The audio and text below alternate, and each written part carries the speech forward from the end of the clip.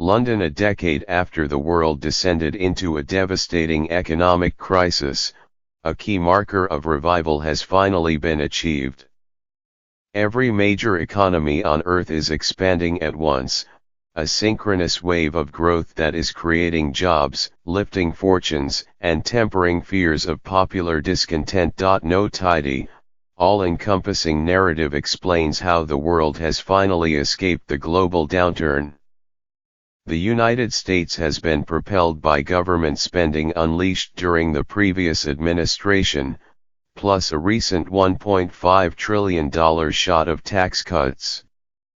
Europe has finally felt the effects of cheap money pumped out by its central bank. In general terms, improvement owes less to some newfound wellspring of wealth than the simple fact that many of the destructive forces that felled growth have finally exhausted their potency. The long convalescence has yielded a global recovery that is far from blistering in pace, and geopolitical risks threaten its demise.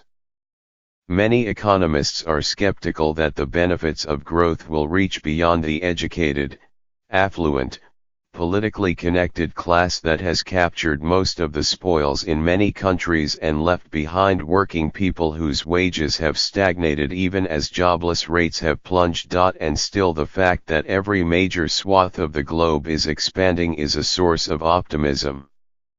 There is no guarantee that this expansion will prove more equitable. Yet if growth were to evolve, bolstering wages while adding to the security of middle-class lives, the beginning would probably feel something like now the world is less reliant on a few star performers, said Bharat Kupalian, senior economist in the London office of PwC, the global accounting and consulting company. If something bad happens in one economy, the fact that global growth is spread gives you more assurance that this is more sustainable. The United States, the world's largest economy, is into its 9th year of growth, with the International Monetary Fund lifting expectations for expansion to 2.7% this year from 2.3% because of the tax cuts. China has diminished fears of an abrupt halt to its decades-long growth trajectory. Europe, only recently dismissed as anemic and hopelessly vexed by political dysfunction, has emerged as a growth leader. Even Japan, long synonymous with grinding decline, is expanding as well. Rising oil prices have lifted Russia and Middle East producers, while Mexico has so far transcended fears that menacing trade rhetoric from the Trump administration would dent its economy.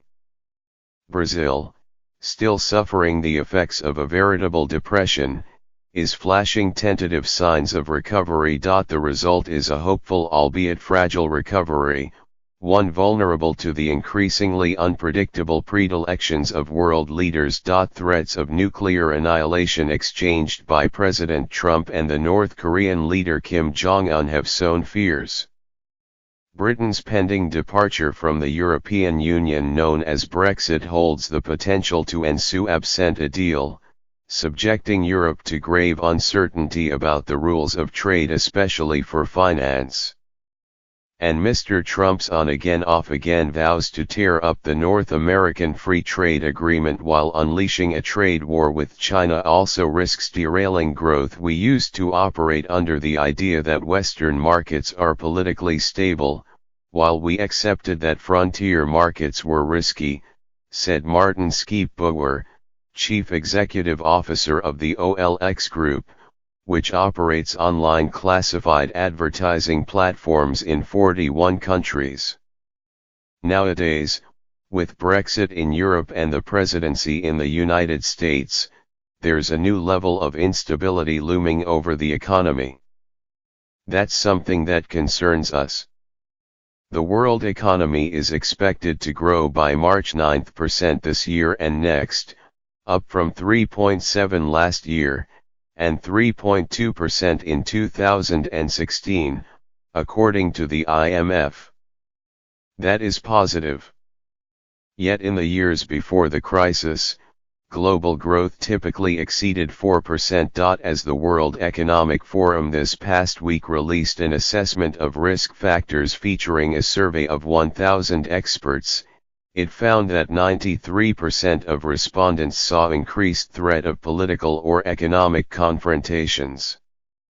Some 79% fretted about heightened likelihood of military conflict and 73% saw rising risks of an erosion of world trading rules. The report also warned of rising economic inequality, growing threats to cybersecurity and increased incidence of extreme weather enhanced by climate change. Many of these risks are increasingly systemic, said Margareta Drzenic-Hanusz, an economist at the World Economic Forum, adding that they threaten catastrophic consequences for humanity, and for the economy. Global businesses appear cautiously optimistic that the good times can last. In Poland and Brazil, online job listings are growing rapidly, according to OLX, a clear indication of growth. Across Europe, real estate ads offering homes for sale have increased at more than double the pace of rental properties, another sign that people are operating with more money. The global crisis began more than a decade ago with the calamitous end of an American real estate bonanza that set off a global disaster involving so-called derivatives. As the reckoning played out from the United States to Europe to Asia, oil prices plunged, hitting Russia and the Middle East. Soybean farms in Brazil and Argentina saw orders plummet. So did mines in Australia and India, and computer chip fabricators in Malaysia and South Korea. Washington engineered swift relief, with a bank rescue and an enormous injection of credit from the Federal Reserve. But Europe prolonged the agony with bitter recriminations over who should clean up the mess. As European governments bailed out national banks, foisting the costs on taxpayers, investors demanded higher interest rates to continue lending, raising existential questions about the euro. Not until the summer of 2012, after the European Central Bank chief Mario Draghi vowed to do whatever it takes, did the siege lift. This year, the 19 nations that share the euro are expected to see economic growth of 1.9%, according to IMF. That is not scorching. In Spain, Greece, and Italy, young people still grapple with terrible rates of joblessness. Yet compared with the 4.5% decline in 2009, and smaller contractions in 2012 and 2013, it makes for a different era. As recovery has spread, factories in Eastern Europe have bustled with additional orders. Auto plants in the Czech Republic, Slovakia, Poland, and Romania have sent growing volumes of cars toward Germany, France and the Netherlands. DSM, a Netherlands-based multinational company that makes nutritional products, opened a $60 million factory in Rwanda last May that is buying soy and corn from nearly 10,000 local farmers and using it to produce instant porridge. We are investing heavily in Asia and also in Africa because the growth of the population there is stronger, said the company's Chief Executive Officer, Feksij Bisma. Africa, which always was the forgotten continent, is not the forgotten continent any longer. The reawakening of Europe combined with growth in the United States has kept Chinese industry humming to satisfy demand for goods, from auto parts to tools to clothing. More factory production has lifted prices for commodities, and increasing revenues at copper producers in Chile and Indonesia, gold mines in South Africa and silver operations in Sweden. The world is now enjoying a positive feedback loop, with growing business confidence leading to more hiring, delivering gains in consumer spending.